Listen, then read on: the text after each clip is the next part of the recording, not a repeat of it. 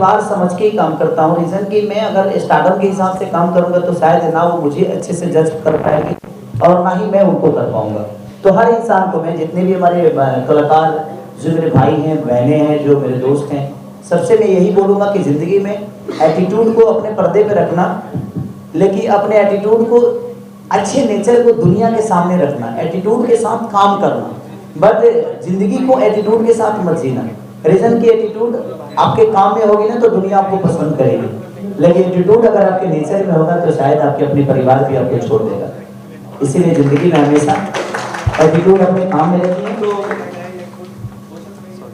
बोलिए नहीं, मैं वही कह रहा हम बोलते रहते हैं क्योंकि हमारे मुंह पे मीठा नहीं लगा है, नहीं लगता है। बोलिए। नहीं, तो आपका जो एटीट्यूड है तो वो उससे तो सीखने के लिए भी है यंगस्टर्स के पास कि सबसे पहला तो मेहनत जो है वो ज़्यादा जरूरी है जिंदगी में। मुझे लगता है कि मैं 3 बजे सुबह भी आता हूँ तो कम से कम 400 दीप मार के सोता हूँ, क्योंकि मैं जानता हूँ कि ना मेरे पास बॉडी थी, ना मेरे पास गायकी थी, आज भी गायकी नहीं है, आज भी बॉडी नहीं है, आज भी शक्ल से मैं बहुत सलमान खान नहीं लगता, बट कोशिश करने में क्या जाता है, हम अपने आप को बदल सकते हैं।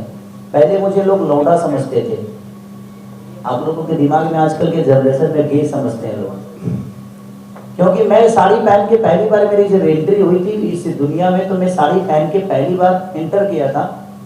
एक गाना था मेरा, चुसा था देवरा चुसा था, उस समय मेरी एज थी 16-17 साल की।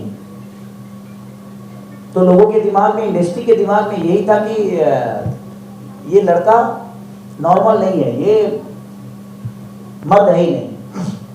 तो अपनी परेशानी को मैंने बदलने की कोशिश की, और आज मुझे लगता है कि भोजपुरी इंडस्ट्री में दुनिया ये भी कहती है कि इससे बड़ा मर्द कोई नहीं है, क्योंकि हमने अपने हर उस परछाई को बदला जहां लोग ये बोलते थे कि ये खेसारी लाल यादव मर्द नहीं है। क्योंकि मेरी पहचान हुई थी, साड़ी पहन के मैं इंटर किया था। तो कलाकार जो होता है ना, उसका कोई आकार नहीं होता है, जहां जिसन तहां तिसन ना करे तो मर्द कैसा। तो इंसान जब कला के क्षेत्र में होता है तो आज पूरी दुनिया के नायक कहने, हिंदुस्तान के नायक कहने जाने वाले हमारे बच्चन साहब, उन्होंने भी साड़ी पहनी। तो कला क्षेत्र में ये मायने नहीं रखता कि किसने साड़ी पहनी और किसने घाघरा पहना, वो लोगों के मनोरंजन के लिए था, लेकिन लोगों ने उसको गलत साबित कर दिया कि आई एम रॉन्ग। बट कोई नहीं, आज भी मुझे साड़ी पहनना होता है तो मुझे डर थोड़ी लगता है। अब मुझे क्या बताना है लोगों को कि मैं क्या हूँ, सब तो जान ही चुके क्या ये। तो इसलिए कभी भी अपने पहचान को बताने के लिए आपको आपका वर्क ही बता सकता है।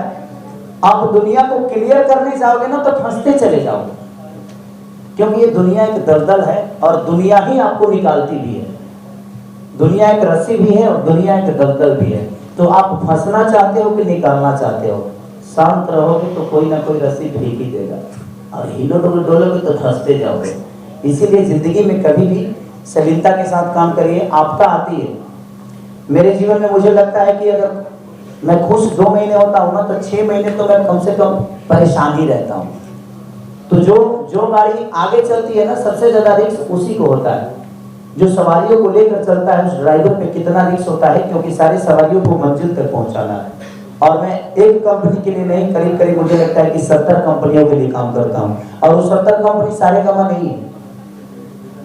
कुछ लोग ऐसे भी हैं कि अपना खेत बेच कर कंपनी खड़ा किए, और मैं कोशिश यही करता हूं कि वो भी एक दिन सारे गमा के बगल में बैठेंगे।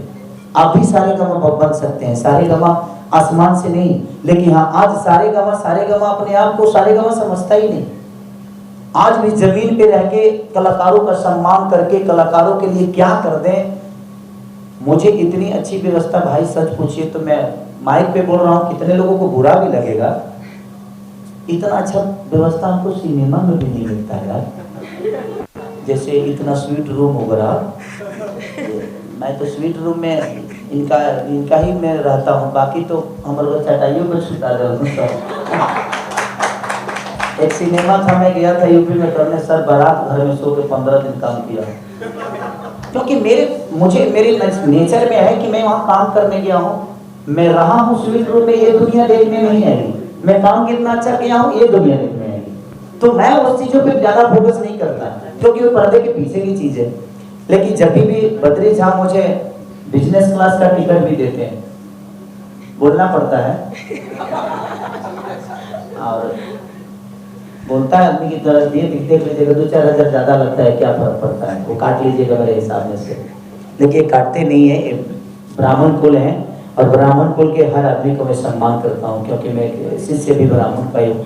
तो कहीं ना कहीं इनके लिए मेरे मन में हमेशा एक सम्मान और एक बड़े भाई की तरह, मैं कलाकार बाद में हूँ, पहले इनका छोटा भाई हूँ, तो जब भी मिलता हूँ तो पैर छूता हूँ इनका।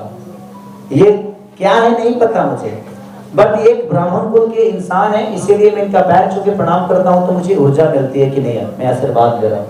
तो जिंदगी में कभी भी वो किस जाति से कौन आता है ये मायने मत रखिएगा, अगर वो आपसे बड़ा है तो उसका पैर जरूर छूइएगा। जानते हैं किसके हाथ में आपका कीर्तिमान लिखा है, किसी को पता नहीं।